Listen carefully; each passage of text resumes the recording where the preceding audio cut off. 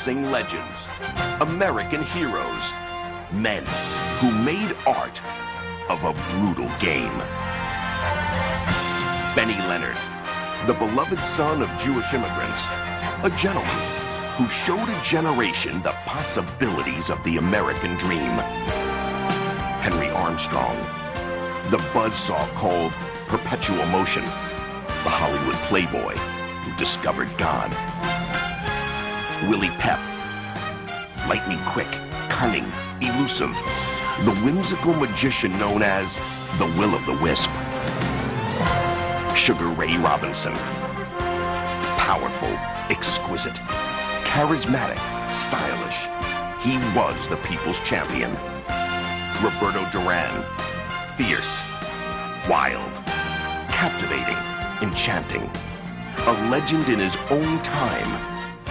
Sugar Ray Leonard, the awesome finisher, the image of perfection in the television age. We take a look at boxing's little giants as they've never been seen before.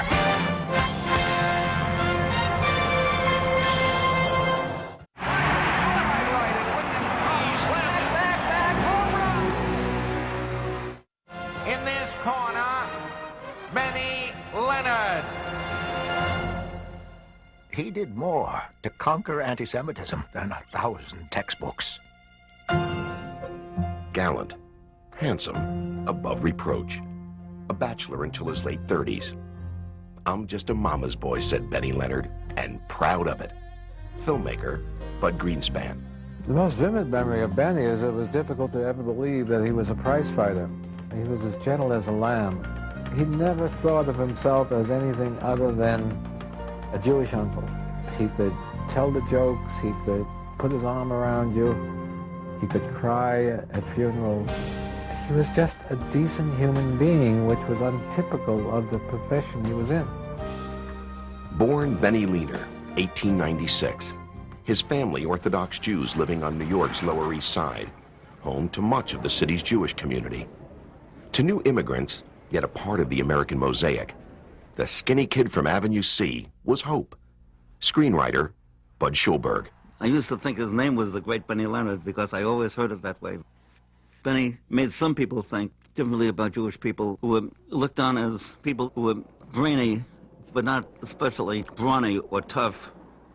He was a completely different kind of Jewish image. Clean living, a sportsman, an athlete, things that anti-Semites would never associate with being Jewish. When I was a little kid, I used to box in the backyards. One day I reached the age of 16, I went out and boxed a fellow and received $20 for this fight and a black eye. My dad came in and he said, look at your face, fighting again for what? I reached in my pocket and brought out a $20 bill and put it in his hand. My dad showed my mother cried, she didn't care about the money. My father turned to me, put the $20 bill into his pocket, pat me on the shoulder and said, Benny, my boy, it's all right. When are you going to fight again? Though his father gave Benny his blessing, in a 15-year career, the Leaners would never see their son box. The prospect of Benny being hurt kept them away. And so they weren't there to celebrate on that night in 1917, when at age 21, he knocked out Freddie Welsh of Wales to win the lightweight title, the first New Yorker to win a world championship. The next day, one reporter wrote, Leonard moved with the grace of a ballet dancer. He wore an air of arrogance that belonged to royalty. We've never seen anyone better than Benny Leonard.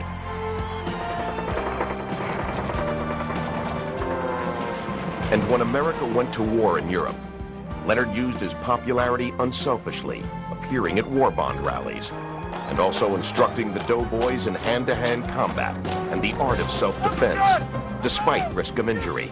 I'm the teacher, remember that. Patriotic, with a dry wit.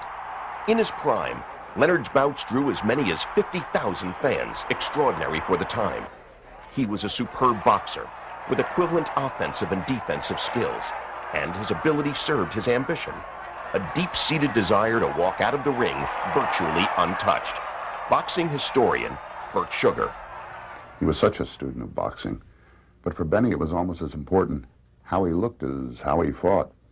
He was a handsome man with brilliantine hair, and woe to the man who ever knocked one hair out of place.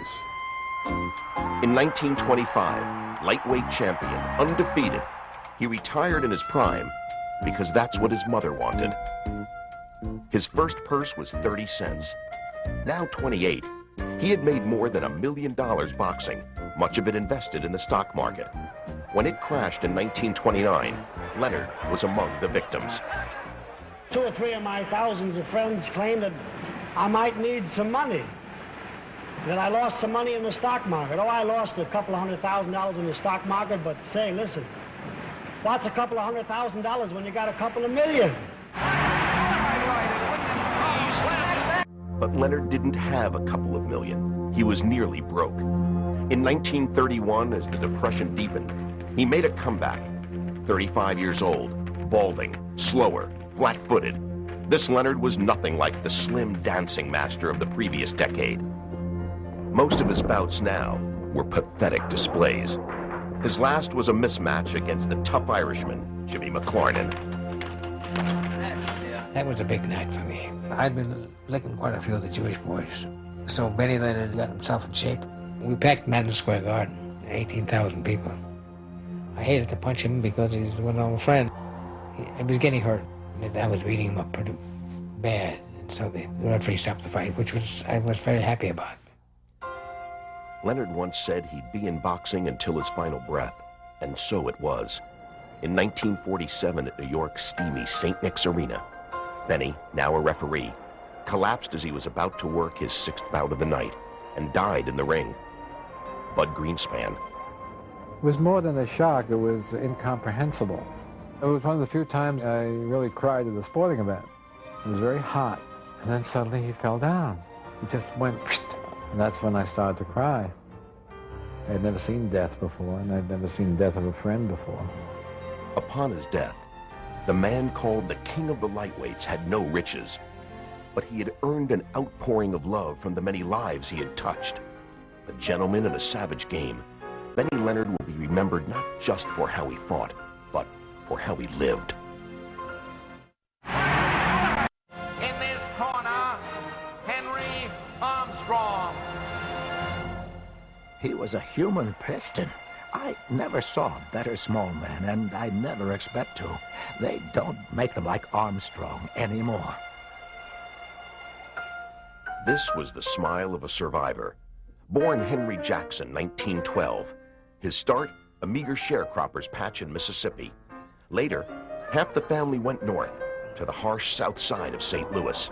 Somehow he thrived, at 16, making $20 weekly with the Missouri Pacific Railroad. Writer and friend, Bob Burns. He's working out on the railroad one day, and a newspaper hits him in the foot, and he picks it up. Kid Chocolate wins fight, gets $70,000. Henry said, that made it for me. I could work for 180 years, and I wouldn't make $70,000 working for the railroad. He had made up his mind, and he hoboed to the West Coast, and that's when it all started.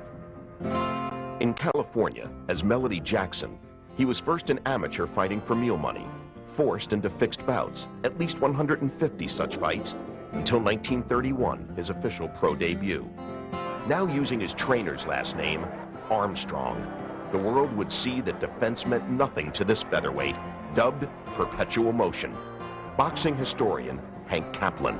He never stopped throwing punches, from the opening bell to the final bell.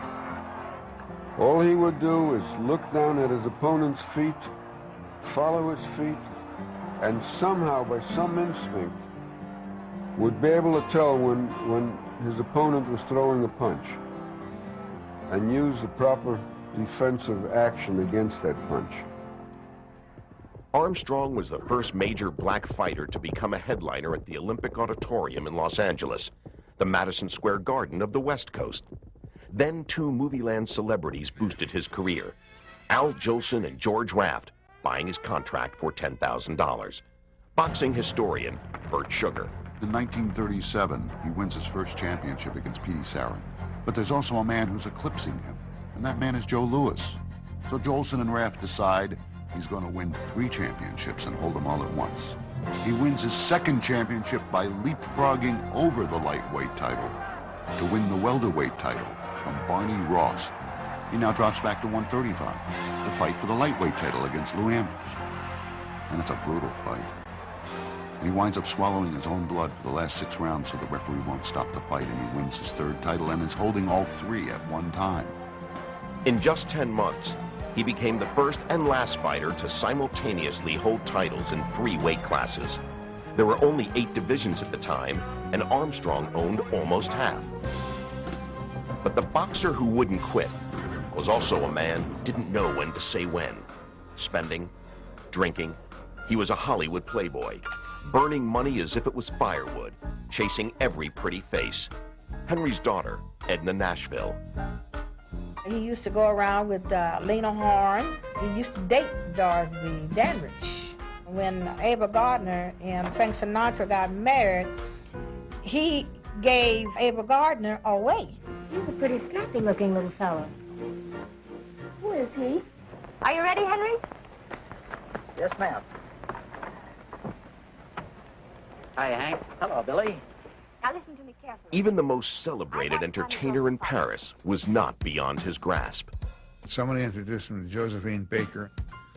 Well, he and Josephine had quite a life for about 6 weeks. Because that's all he thought about was dressing, booze, and women. That's what it was all about. I'd rather map out my own life. Your own life? What do you mean, Henry? A man should do the things he's best fitted for, darling. And after all, I think I'm best fitted for this. Armstrong even tried taking a 4th division title, the middleweight crown. 14 pounds lighter than Seferino Garcia, he outboxed him anyway. But the referee allegedly paid off, called it a draw, and then suspiciously fled from the ring. In 1945, with 95 knockouts, 145 victories, he retired. A model boxer, he was not a model for living. Of the million he had earned, nothing was left. After he stopped fighting, he just went down, down, down. But he accepted it. Bert Sugar. Yes, there was a fall from grace, but it was less a fall from grace as a triple champion than a fall from grace as a man. But when somebody ultimately found him and brought him back to St. Louis out of the skid rows of L.A., he once again emerged as a great hero. Devoting time to the boys' club, becoming a Baptist minister, the Reverend Henry Armstrong. He had been saved. But after this rebirth, there was the loss of his wife, Willa Mae. Bob Burns. About 2 o'clock in the morning. She's had a heart attack at home, and Henry is driving as fast as he can to the hospital. And about 8 blocks from the hospital, she said, "Stop the car, Henry. We're not going to make it. Just put your arms around me." And that's the way she died, in his arms, on Taylor Avenue. Armstrong remarried, abruptly moved back to California, and withdrew from life. His last days went unnoticed. He was dying of 6 different diseases. He was blind. He was in total poverty when he died, and I thought that was terrible. Armstrong died in 1988, age 76. Bert Sugar. Here was a man at the end who was trying to give it all back to society. And I don't think society really dealt well with him. Sometimes it's not a give and take proposition. Sometimes a take and take.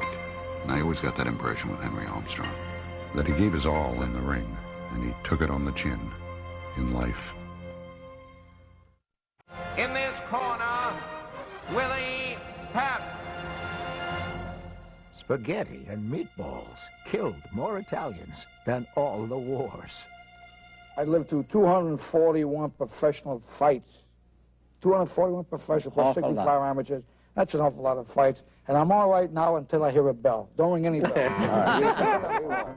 Willie's friend, Vinny Donato. There's an old joke that he's been married 6 times. You know, if his horses were as fast as his woman, he'd be a millionaire today, but he hasn't got dime one. Boxing historian, Bert Sugar. He will tell you he has a refrigerator, a car, and a wife, and they're all working. Trainer, Angelo Dundee. He said, geez, my whole career I had bad hands. I couldn't understand it. He said, but then I realized the referee kept stepping on him. Sparring partner and friend, Billy Kearns. He'd say, look at that Billy Kearns. Look what I did for him. I made him good looking.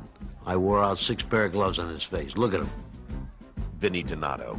He tells a story about his wives. He says they're all good housekeepers. After the divorce, they all kept the houses. Willie's son, Billy Papaleo. So one time in the corner, the guy's saying, I want to fight Willie Pep. Damn it, I want to fight Willie Pep. And the trainer says, how many times I have to tell you, you are Willie Pep? Born 1922, raised in an unheated flat, his manager later renamed him, but his father, a Papaleo from Sicily, called him Guillermo. It was on the streets of Hartford that the small boy discovered his grit, shining shoes and standing up to bullies. Vinny Donato. One day, he gets to the corner, and this other kid was there. So Will says, I've been here for going on 2 years now. This is my corner. So the kid takes off. He comes back with this big, tall, black kid. And he pushed Willie, you know. So he gave him a shot, and he really hit him right in the chest. He knocked his wind out. So Willie went down, and the kid started walking away. The boy says, wait a minute, we're not through yet. He says, give me a chance to get my breath. So he got his breath and proceeded to give the guy a shave and a haircut. And he got his corner back. And from then on, nobody else took his corner. His youth he spent in the gym, losing just 3 of 70 fights as an amateur. A legend accounted for one of those defeats, Billy Papaleo. They were in Norwich, Connecticut, and a carload of kids come up from Harlem. So as the evening wore on, there was 2 guys left in the dressing room. So Willie asked his corner guy, who's that guy fighting? He says, well, he's fighting you. He's fighting me. The guy was damn near 6 foot tall. Willie at the time weighed 105 pounds. I think the other guy weighed almost 130. So they said, well, Willie, if he was any good, he wouldn't be fighting you. Turns out to be Sugar Ray Robinson. And Ray made a crack to my grandfather after the fight. He says, keep an eye on your boy. He's going to go places. Well, who would have ever thought? And both of them went places. Highly skilled, Pep was also well-schooled in cheap tricks by manager Lou Viscusi and trainer Bill Gore, who advocated a butt in a clinch and a foot on the toes. In 1942, age 20, he won the featherweight title. His record already 55-0. Pep beat the best of his day, and he became known as the Will-o'-the-Wisp. The words of writer Anthony Marenghi. He was poetry and rhythm, dancing and boxing pumps. His artistry challenged vision. He was unbelievable. Boxing historian Hank Kaplan. He had the most educated feet. He could parry punches. He could spin fighters away from him. He could bob and weave. He could slip punches. He had phenomenal speed. Billy Papaleo. Like some of the old-time trainers used to say, you couldn't hit him in the ass with a handful of rice. He was quick. There wasn't anything that Willie Pep couldn't do. And Pep was at the peak of his powers fighting Jackie Graves in 1946. Bert Sugar. Before the fight, Pep had told all the ringside writers, watch me in the 3rd round. I'm going to win the round. And I'm not going to throw a punch. And guess what? He'd move in, he'd fake a punch, he'd grab him, he'd spin him. He'd move out. He'd begin a punch, he'd pull it back. He'd block a punch, he'd move under. And on 2 of the 3 scorecards, without having thrown a punch in the round, he won the round. But just 6 months after that masterful performance, his record an astonishing 110 victories with 1 defeat, Pep nearly lost his life. It was January 8th, 1947. Lou Viscusi's wife, Nellie. Willie had been to Florida, and he was on his way back, and they ran into a snowstorm in Jersey, and the plane went down, and at the time, Willie was asleep, and there was a number heard. 3 died, 18 were injured. Billy Papaleo. So when the rescue workers were taking people out of the plane, they happened to notice one was Willie. So a guy says to his partner, that's Willie Pep, he's the champ. And the other guy says, well, it looks like he'll never fight again. And those words cut through him like a knife. But 5 months from the day of the accident, he was back in the ring and fighting. And there were doctors at ringside shaking their head, they didn't believe it. And he passed up a $500,000 settlement in order to fight again. He had been placed in a body cast, and the insurance policy would have paid up if the plane crash had resulted in the loss of his livelihood. But Pep would box another 19 years, another 131 bouts, including 4 legendary encounters, 4 street fights with Sandy Sadler. In their first meeting, Pep was dropped for the first time and finally knocked out in the 4th round. Some said he was finished. 3 months later, February 1949, 15 vicious rounds, but he took back the featherweight title. Sadler won the next 2, but Pep's courage was already burnished in many minds. Bert Sugar. It was outside of maybe Ben Hogan, the most unbelievable comeback from injury in the history of sports. Retiring in 1966 after a 26-year career, he had 230 victories, the most in boxing history. This corner, Sugar Ray Robinson. When he crossed a hotel lobby, people stared in admiration. Ray was born to wear a crown. No champion boxed or lived with his style. He was the man. My father would walk into a room and people would stop and turn around and go, "Who's that?" Robinson's son, Ray Jr. Dad, out of the ring, was the embodiment of everything he was in the ring. He was the showman. He was the best and the sharpest. He was the lovable con man. Born Walker Smith Jr., 1921 in Detroit. By his teen years, home was Harlem, where he tap danced for pennies and played craps for dollars. A minister had redemption in mind when he got Ray a job at the local boxing gym. That was all right with Mrs. Robinson, as long as her son didn't fight. But destiny beckoned. Boxing historian Bert Sugar. The problem was that Walker Smith, known back then as Smitty, was too young to fight. So his manager, George Gainford, borrowed some local kid's ID card. And that kid's name was Ray Robinson. Well, a few weeks later, after one of Ray's fights, a local sports writer came up to Gainford and said, "George, you've got a real sweet kid there." George looked at him and said, "Yeah, he's sweet as sugar." And from that day on, Walker Smith became Sugar Ray Robinson, and he wore the name brilliantly. Sugar Ray Robinson. Sugar Ray Robinson was the most faultless fighter ever. Period. End of paragraph. No man can endure this pummeling. I never saw a man other than Ray Robinson throw a knockout punch going backwards. Can you imagine the leverage? He was Beethoven, he was Bach, he was T.S. Eliot, he was everything. Robinson didn't make a fight, he gave a recital. And these performances stretched over 25 years. Years of drama, of losing and reclaiming titles. A total of 6 world championships by the end. And the integrity evident as he boxed was not separate from the man. Wary, proud, he often defied the white boxing establishment. Boxing historian Hank Kaplan. He made life miserable for a lot of promoters. He demanded his money up front. At times he didn't show up. But the most important thing was he was the best there was, and he knew it. He was a tough businessman. Wait a second, boys. Where do we get paid for this? That's a good idea. He was the first fighter to demand and receive a percentage of TV, theater, and gate revenues. By the mid-40s, he was making $50,000 a fight. And on 7th Avenue in Harlem, Ray the entrepreneur literally owned a block of business establishments. Ray's first wife, Edna Mae Robinson.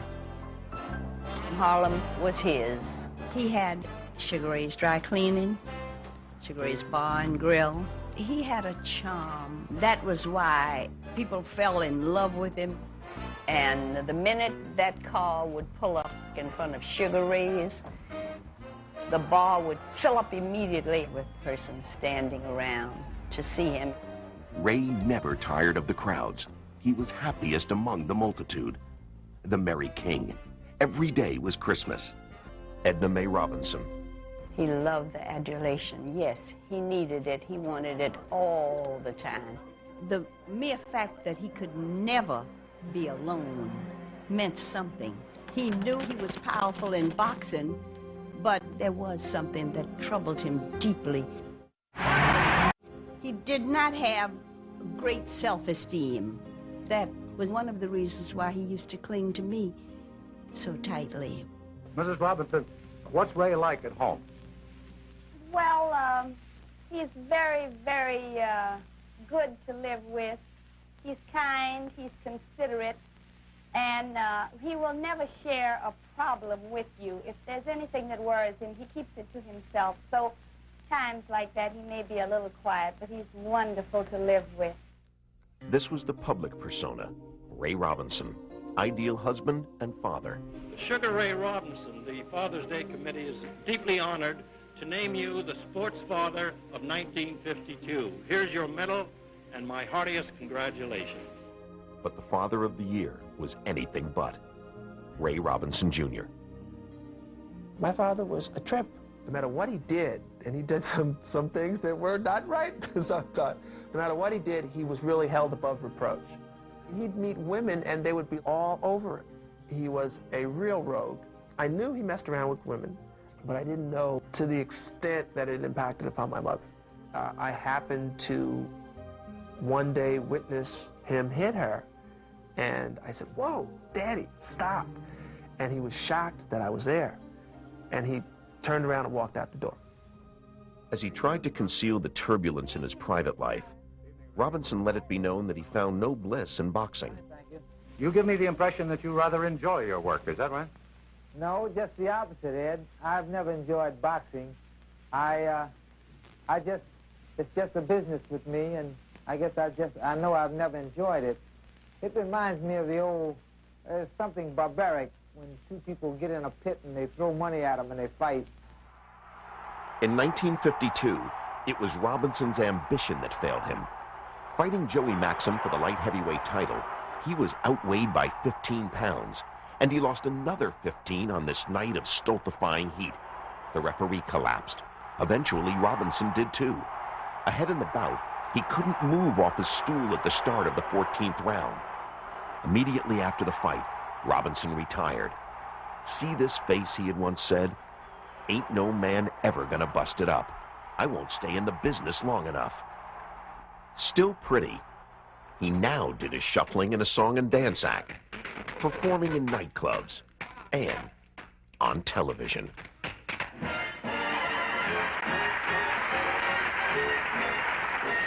When I walk through a jam, no one knows who I am. Put your head on my chest, and I'm Mr. Success.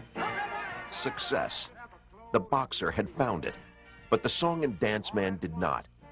His performance fees dwindled, and his business was reeling from mismanagement. 33 years old, about to go broke, he had to fight again. What prompted your decision to return to the ring? Jim, it's common gossip when a fighter makes a return to the ring that he's broke, desperately in need of finances. Well, that's somewhat true. I need a buck as well as anyone else, I guess. Goes to the head, he drives it right to the chin, and Olsen is down for weight up a cut to the Though still capable of brilliance, often he was no more than ordinary. He went on because of the money. IRS agents now waited at the end of his fights. In 1960, his skills all but evaporated. There was yet more. His wife divorced him, Edna Mae Robinson.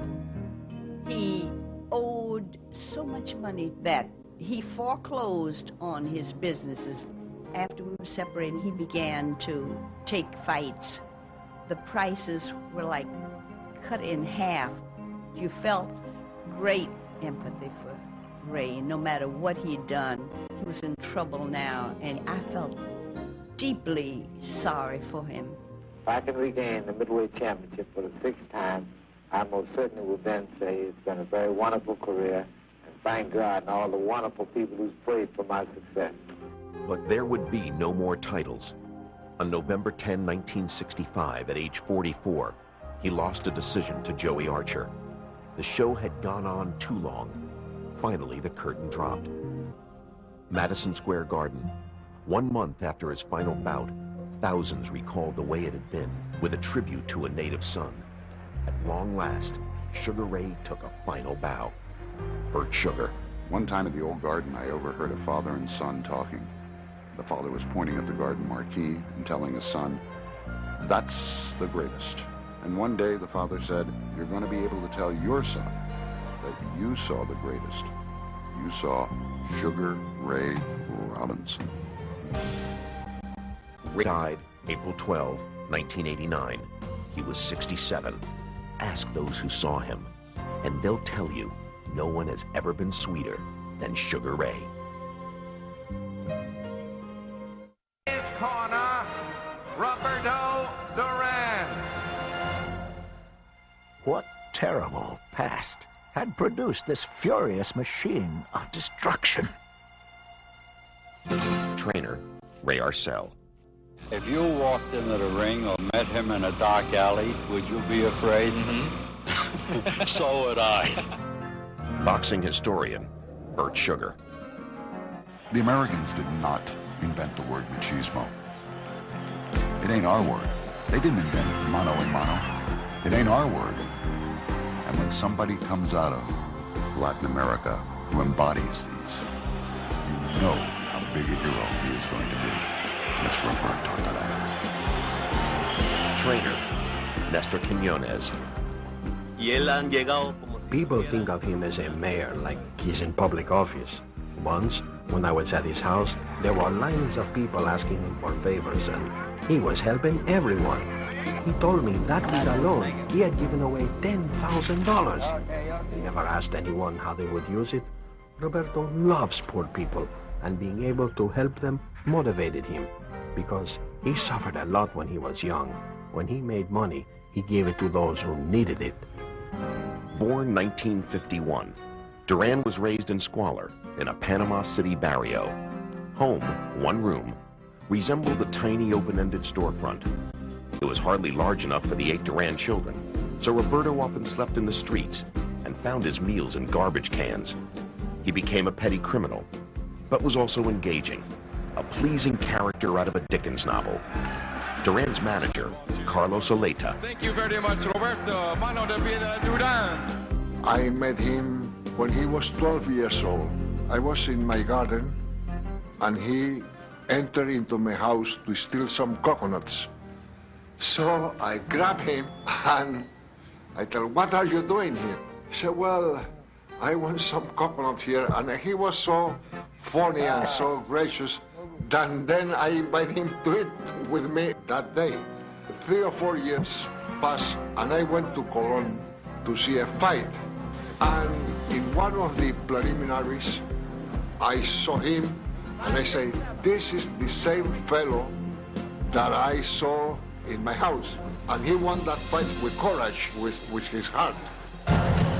Writers noted his ring presence, the nostrils which flared like a wolf's, the eyes that chilled you with their coldness.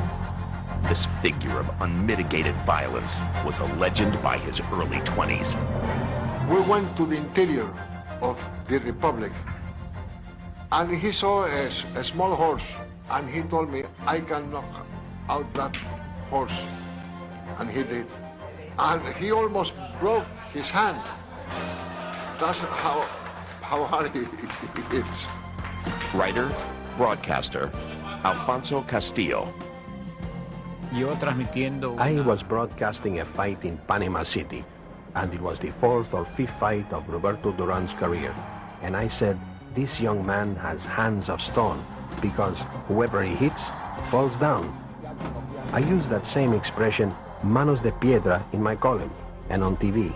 And then this phrase was like the wind. It was everywhere.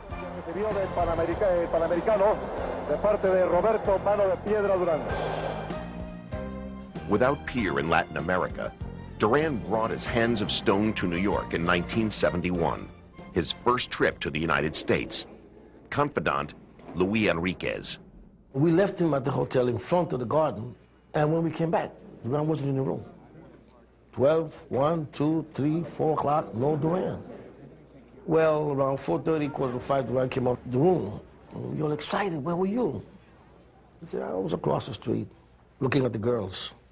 Then Mr. Aleta said to him, you must be crazy. You know, you're fighting in the greatest building ever been made about boxing. and you're fighting a tough guy. He said, Carlos, stop worrying. When the first bell ring, I'm gonna fight him, knock him out, and after that, I want some ice cream and some steak. And that's exactly what happened.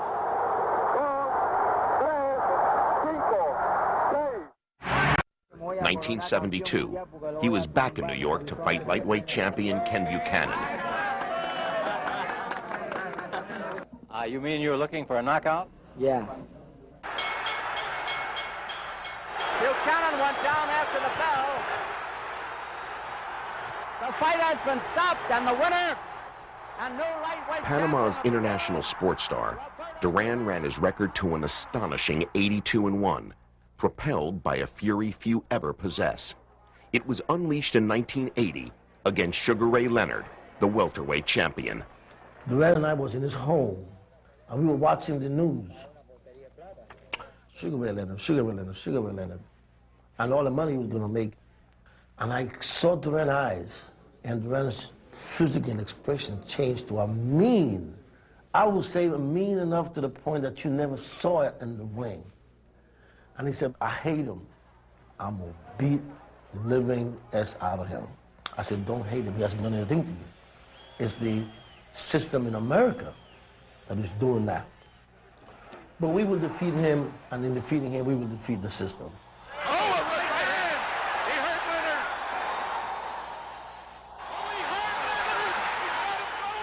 The look in his face changed, but inside did not change. Is Leonard the best you ever fought? See? Then, the rematch. It ended curiously, Duran saying, no mas. Afterward, a diversion was created. Luis Enriquez. I said, Duran, the fight is over, but what happened to you? He said, listen, nothing happened to me. But you know, you're smart. Invent something.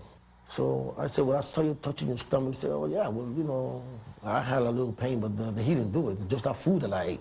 I said, well, you had cramps. Well, Howard Cosell was approaching me for the interview. So Cosell jumped at it right away, and I jumped with the answer right away. That was the cramps. But Duran didn't have any cramps. I can tell you that very honestly and sincerely, to you and to the world. He just quit, and that was it. Promoter, Bob Arum.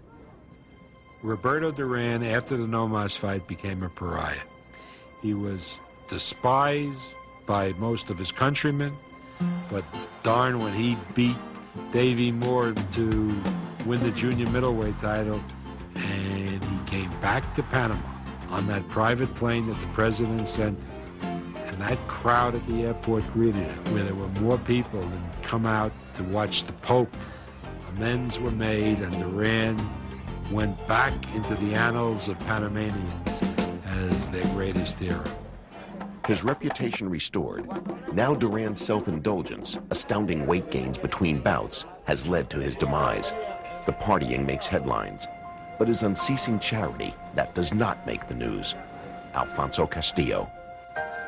Esteban de Jesus was dying from AIDS, and Roberto went to the hospital in Puerto Rico to see him. He admired Esteban. They had fought 3 times, and De Jesus was the first boxer to defeat him. They became great friends. When he took Esteban in his arms, Duran was crying. Esteban died weeks later. Luis Enriquez. He spent like 75 hours buying food for about 10 kids that were begging money. And he was crying. You could see that he was related to his past. He really hated to detach himself from those kids. But as I drove, he kept looking back. For the longest period of time, he kept waving and looking back and saying goodbye to the kids. And when he turned his face to look towards the front of the car, I could see him still crying. Bert Sugar. It's a part of Roberto Duran nobody sees. He's a hellraiser, he's a butt kicker, and he's a caring person. Maybe this makes him all the more beloved to his Hispanic fans. It is the other side of machismo and why they love him more. In this corner, Sugar Ray Leonard. To accomplish great things, one must not only act, but also dream. In times of difficulties, try and focus not on your failures, but on your magnificence. Once in a while, a fighter comes along who transcends the sport. Introducing Sugar Ray Leonard. His charm superseded race and sex. He was universally loved. Yet this life so often examined was barely understood. Boxing historian Bert Sugar. Ray Leonard was a great boxer, but somehow he always seemed removed from the rest of the world. I always got the impression that Ray never felt comfortable with who he was. A very smart and articulate man who guarded himself outside the ring the same way he did inside. As it has been for so many others born with little, Ray's fists delivered him from the streets. He entered our consciousness at the 1976 Olympics. I had sent him a picture of me in my cap and gown, and there it was, taped to his sock. It was a shock, and I was thinking, what is he doing? Ray Leonard with a right leg and then a left. Ray displayed the personality that no other fighter could ever get up in the ring and do.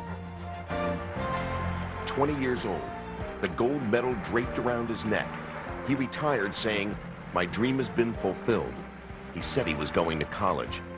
But when his parents became ill, he quickly unretired. The dedication and sacrifice I made for the 1976 Olympics, I would do the same in this professional career. As predicted, Leonard began a steady march toward greatness. Letting Sugar Ray Leonard know, man, you're back home. Look at this. Look back there. One writer called him a combination of Madison Avenue, Main Street, and Marvel Comics, as flawless outside the ring as he was in it. Soon his name would be attached to some of boxing's biggest events.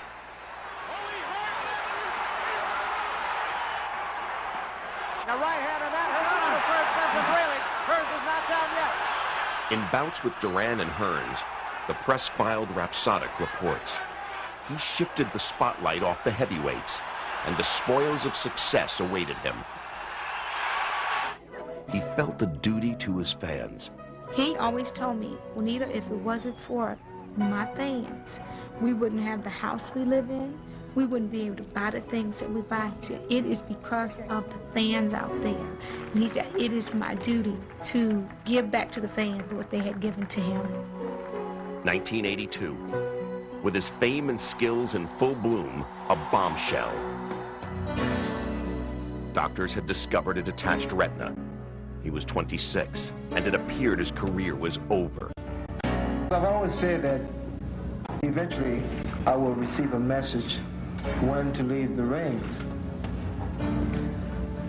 I think this is somewhat of a message. It was the most difficult period of his life and my life. He was miserable. It was like taking a bottle away from a baby at feeding time. His life was very empty.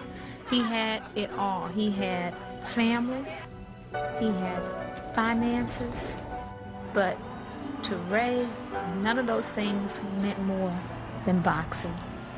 It hurts. It really hurts from the heart, especially when you see this your little brother and there's nothing you can do. Kenny Leonard. When you can't do what you want to do anymore, you tend to drift off. And then it's hard when you drift off like that because most of the time you don't come back. 'Cause we wanna be like Sugar Ray. Drugs hurt, and they kill. Team up. Say no to drugs. Ray did not practice what he preached. His life had become a mess. Alcohol and cocaine abuse, domestic problems. Only years later did we learn how far he had tumbled. Despite the risk to his eyesight, he came back to boxing. It's not a comeback, I'm back. Yeah, I really believe that Sugar Ray Leonard right now thinks he can take him at any time, and a right hand from Kevin Howard put Sugar Ray Leonard right on the seat of his pants. After broadcasting Hagler versus Duran, partying in a Las Vegas hotel suite, Ray made up his mind. The fight, it restored him. For one night, he'd be the Ray Leonard we remembered.